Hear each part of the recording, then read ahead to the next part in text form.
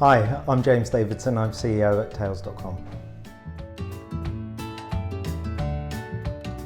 Well, leadership is such an incredibly broad subject, and I think it's so situationally dependent on the context in which that leadership is required. And at Tails, the kind of leadership we require is really the ability to engage people, whether it's engaging our customers through the way we communicate to them, or engaging our team behind doing the best thing for our customers.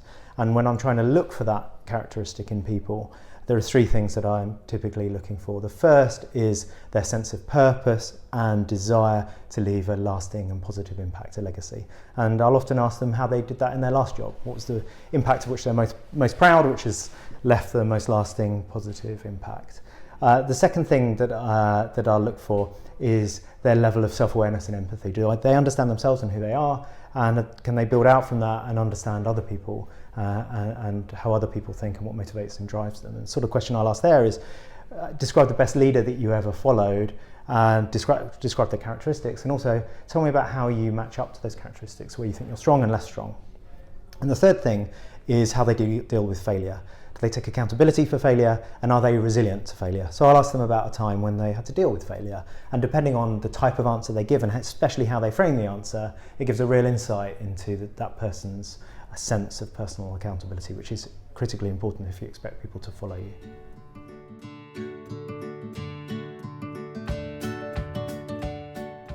Going back and thinking what I would do differently with what I know now actually isn't something that I like to think about very much, because I think about everything.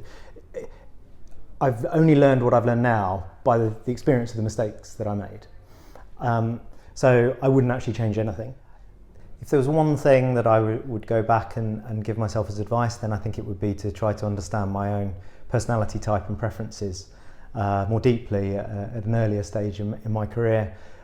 Because I think if by doing that, it's easier to understand my own behaviour and what's driving it, and then be more comfortable with that, which has allowed me over time to become more natural and authentic in the way that I lead, which helps to be more effective as a leader.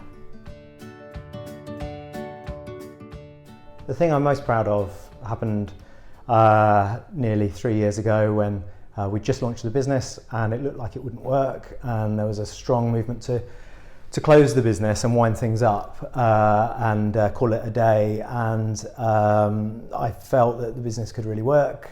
The management team was with me on that, and we worked incredibly hard to prove just enough to keep the business going, which was ultimately successful. And now we've got tens of thousands of happy customers, so that makes me feel very proud of what we achieved.